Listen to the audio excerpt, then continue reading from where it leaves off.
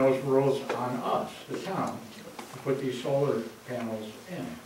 And that's why Dan Marciniak has been, he gets the sketches. Gino, our planner, is, we're going through the system. And on my house, Dan came up to the house and took a look. He said, oh, go ahead, no problem. You weren't impeding anybody's lot line. But see, mine were on the roof. I didn't have an accessory structure. My panels are mounted to the roof. So it's a lot simpler that way. Although for me, it's a lot more complex. Putting an accessory structure up on a ground mount system is a lot easier. Because you're not drilling holes in your roof, and you don't have guys going up and down your roof, panels and racking and all this kind of stuff. So we need to, all due respect, we need to try to keep on the subject, which is our town solar.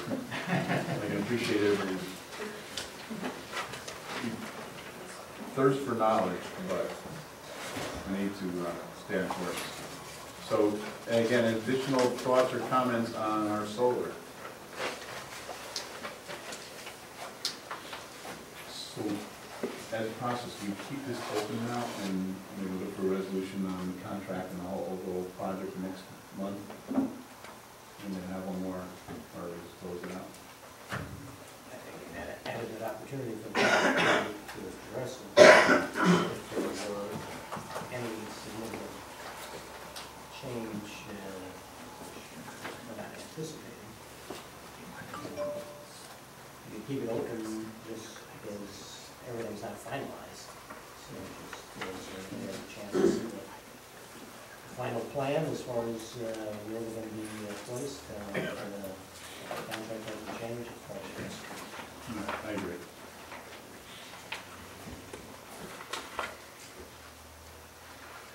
All right.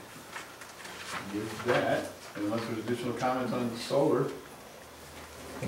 we'll leave that public meeting open and move to the dog ordinance public hearing. Do we have any thoughts from the residents on the dog ordinance?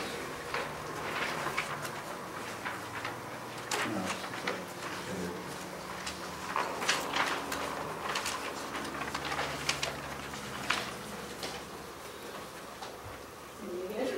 Yeah. So I think Mary Sue Reed sent you a letter. She asked me to represent her tonight, and I sent you a letter today. And I think both of our comments center on that one section 6B, which talks about restrictions, prohibitions, and violations. And this is the thing about the barking, howling dogs.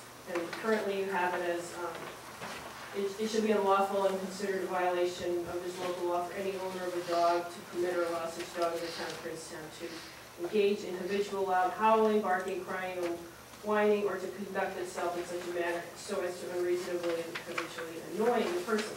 And I think both of our comments just speak to the fact that the more specific language is in the law, the easier it is for citizens to interpret it and to enforce it. And I think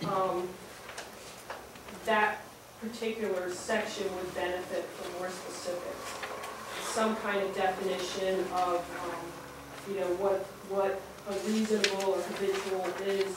And I included in my letter several examples. The town of Gilderland has one where it, disturbs the comfort or repose of any person other than the owner of such dog that lasts continually for a period of 10 minutes or intermittently for a period of 30 minutes. Village of Scotia has whining or barking either for 10 minutes continuously or 15 minutes in any 1 hour interval. I mean, they all have a little slightly different definition, but I think the point is, whatever you want to decide on, the more specific it is, the better. What is unreasonable to one person?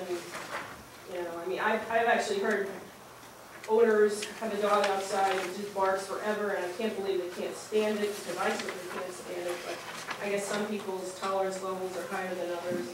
But, if there was something that was more definitive as to what that meant, and maybe Darwin can chimed in here, but All I can say is that would make my life a little easier. yeah, because then she's thrown in the middle, what is, oh no, my dog's not being unreasonable, yes he is, and so maybe if you modified it slightly to include some language where there was more specifics, it would be beneficial. Additional comments on the dog ordinance? Yeah. My name's Carl Varda. I live at 1118 Darrow Road, and I'm a pet owner. I just want to address some of those concerns. Mainly, I mean, this is Princetown, it's not Guilderland, it's not Scotia. In Scotia, you got houses that are maybe 10, 20 feet away. Up where I live and where the Reeds live, you got houses with anywhere between 2.5 to 7 acre pieces of property. And up there and all over Princetown, we have people that own animals. It's not like Scotia.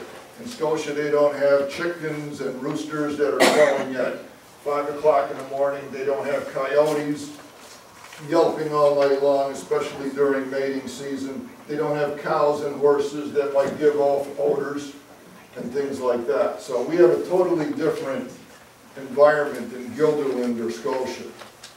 And I know as a pet owner, I let my dog out in the morning, and yeah, he's a dog. He barks. That's what dogs do. When my dog sees the newspaper guy, he barks at him. When my dog sees the trash guy come, he barks at him. If he sees anybody that looks like an intruder, he barks at him. When my neighbor drives down the driveway 60 feet from my back door, and my dog's sitting on the deck, he sees that car go by through the hedgerow, yeah, he's going to bark.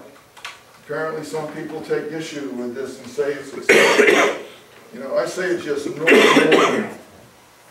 normal behavior for a dog. I mean, if you want to say that if a dog is outdoors all night long, howling or whatever, I have no problem with that. But the fact that my dog goes out or anybody else's dog goes out and may bark at what they perceive to be an intruder, that's normal stuff. And, it'd be great unfairness for the board to take any action against pet owners, along those lines. Another thing is this, in addition to being a pet, the dog is also, for a lot of us, our first line of defense. And they do bark when they perceive intruders. I was talking to a neighbor who, matter of fact, it was Mr. McGinnis was telling me that his truck was stolen 4 years ago. And his house is a good couple hundred feet from the road. And I'm willing to bet that if that intruder was walking up his driveway and encountered 2 growling German shepherds, would have had different thoughts about going up there and stealing his vehicle. So for a lot of us, that's important. No, just a couple of the points, and I don't think it's a big issue here in Princetown, as evidence of, I don't know who else is here to speak against barking dogs. You got one person, Mary Sue Reed. Subject, not point names. Okay, but, that's just fact. But I have like 10 residents that live within 1,000 feet of my property line. And so far, haven't had one complaint. I've had dogs for the last 13 years. Up until the last couple of months, nobody has said nothing. Now all of a sudden it's a big issue where somebody wants the board to amend the existing ordinance. And I'm thinking somebody may want to ask the board to amend that ordinance to give them legal muscle in their little petty dispute against me. And I don't want to see the town board getting in the middle of what I consider a petty dispute between 2 neighbors. And, enough said about that. That's all I have to say. Thank you very much. Thanks, Ralph.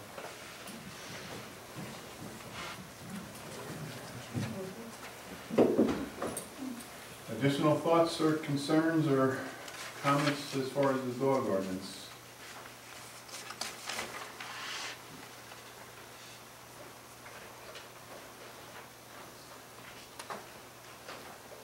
So, I'll probably do that order here, but I'll make a comment. So, I would suggest that we table the amendment for tonight. Let's take a look at both Carl's documentation, and Pat and Mary Sue's. You can talk about it at the agenda meeting and see, again, put a little more thought and into their concerns and what their suggestion as far as an amendment goes, or to our amendment, and if we need to change it. Maybe the paperwork you, I can just email you if you like, what's on this. Yeah, that'd be great. Is it the letter R? What's that? Is it an extra letter R that's in there, under 5B? No, I got it there. And, I'm just looking at it tonight's agenda, but I'll email it to everybody.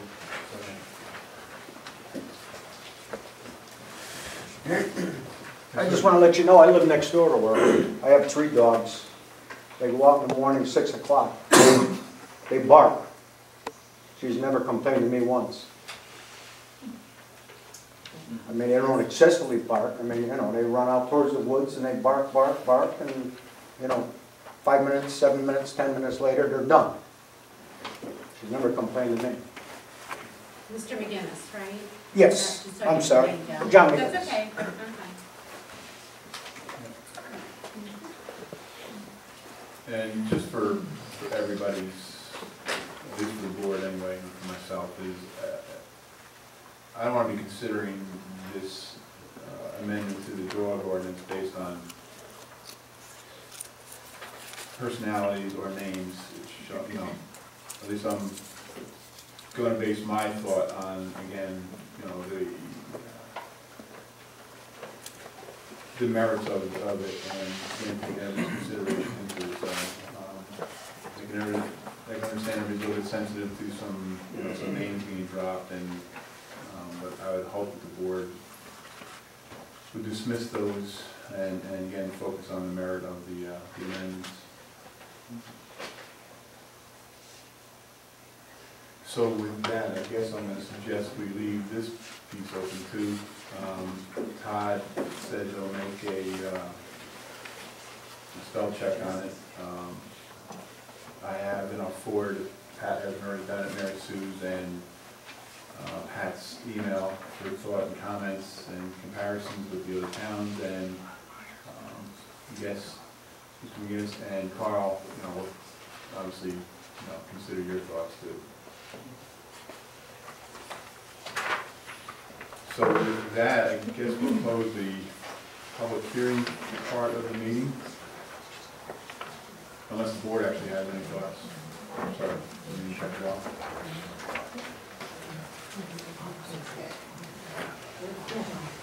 I have a thought. I think that what Pat has suggests a tighter definition of what an offense by a dog is. Carl, based on what you've said, your dog doesn't violate. Now, I was concerned, Joe, about that 10-minute thing. I mean, 10 minutes?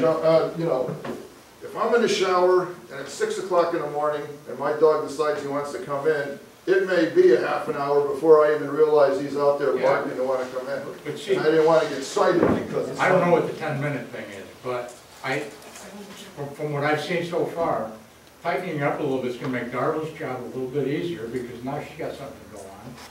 And I think these are the kinds of things that, if they're reasonable, you know, then only the real problem dogs, and it doesn't sound like you have a problem dog. The key word, Joe, is reasonable, and I have no problem with that. Right, and that's what I would hope, like Mike said, we don't want to make this personal, we just want to, you know, if Mr. McGinnis's dogs aren't causing a problem, well, sounds like we have a non-issue, and if we write the ordinance in such a way that it is reasonable, then only the problem dogs are going to be affected. And I don't think we have problem dogs. Problem owners, not problem dogs. Pardon me? Problem owners, not dogs. We should have an order for you. Yeah. But, you know, those are my thoughts on that. And so I don't want you, Carl, to think that if we take, you know, we need to update things. And to look at it, And if we make it a good law, then it's a good law. It's better. Not that it couldn't be improved, but, so, and that's all I have. So I'm gonna keep going, Lou? So Lou's gonna go turn the air on, so we'll slowly move into the next piece of the meeting. Now, we have one meeting, that'd be really good. Hello?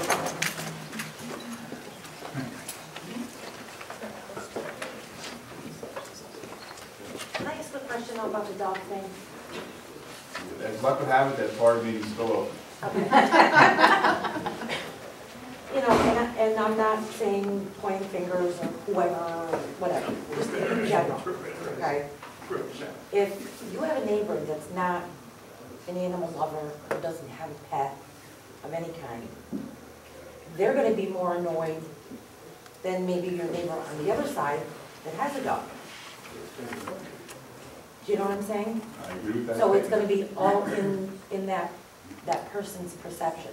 So now, dog is gonna get called, troopers are gonna get called, and now it's gonna be a battle of the wills, and it's a he said, she said, well, that dog barks for 20 minutes, no he doesn't, he barks for 10 minutes.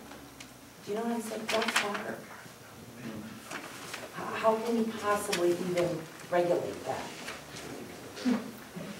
Well, I'm not sure what the regulations were always word, but, I mean, there are, again, How can both you sides of define the it, I argument, guess is what I'm and saying. there are dogs that bark for days, and, you know, it just goes on and on and on. I mean, barking at chameleon, barking at coyotes, barking at deer, it's understandable where we live. You'll be lucky to bark at the coyote. Well, exactly. Maybe just a yelp and then do that. Something measurable is something that I could write a ticket on. Exactly. Right now, it's too vague, and subject to interpretation is too difficult. And I don't favor one side over the other. I don't have a dog of my own. I'm an animal lover, obviously, but this law is just too difficult to enforce the way that it's written. I don't want to, I don't want to make it too stringent, because as Carl said, this is the country, and dogs do bark, and they roam, and they bark at everything out there. But also being sensitive to neighbors and their sense of tranquility. But 10 minutes may be too short, maybe too long. I don't know, but that's up for the board and the public to decide. But it needs more meat. It needs to add a Agreed. So we'll table for this, we'll talk about it at the end of the meeting. 10 minutes. All right, let's have one meeting, please.